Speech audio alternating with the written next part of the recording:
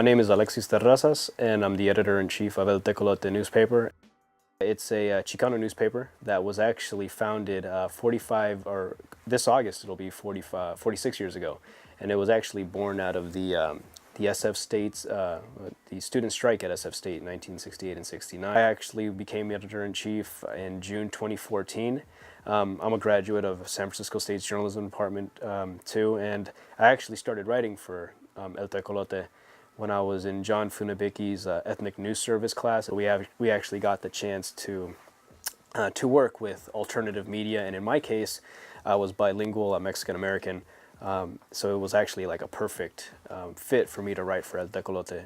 I don't think I could do this job as effectively if I wasn't Mexican American, but everything that I've learned, everything that I was raised, with the values that I was raised with, helped me do my job. And it's kind of neat that you go to school to learn journalism. However, like I get to kind of mesh, the stuff that I learned in at SF State in the journalism department with like my cultural upbringing, and it's kind of like when you combine those two things, it provides for like a really unique education. The fact is, I was in a newsroom yesterday or 2 days ago, and I was not astonished to see that almost everybody in that newsroom was white.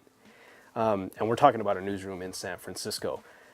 That was what, May 2016, when I was an intern at the San Francisco Examiner in 2011. Almost everybody there was white, and and we're not even talking about female reporters. Like, there were very few of them even then. So, I don't work in a mainstream newsroom, but from my gut tells me that there isn't much progress in terms of diversity, in terms of hiring journalists of color. And like I said, maybe, yeah, you'll walk into a newsroom and you might see, and I hate to use this word, but you might see that token Latino or Black or Asian reporter. But for a city that is this diverse, it's, unfortunately, I think it's, for me personally, I think it's pretty sad that our mainstream kind of newsrooms don't mirror that. And one of the things that kind of makes where I work really interesting, we are a Chicano newspaper, we are bilingual.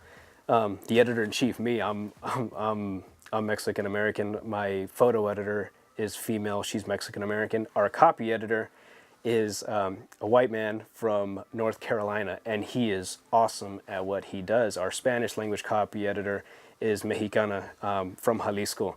But what I love about my job is that all of our volunteers, literally, they are everything.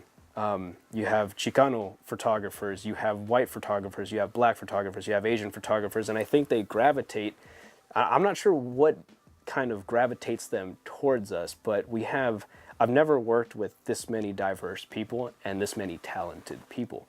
Certain stories can only be told with the help of diversity. Regarding the officer-involved shooting of Amilcar Perez Lopez, he was the 20-year-old Guatemalan immigrant carpenter who was killed in February, I believe it was 26th of 2015. Now, I had established, because I was covering, his case, so I had established already all the community contacts for that story. I was approached by a top-notch reporter at KQED who's a white man, who, in my opinion, is probably the best criminal justice reporter in San Francisco. He actually broke the racist SFPD text messaging scandal, and a lot of people don't know that, but Alex Emsley was the one who did that.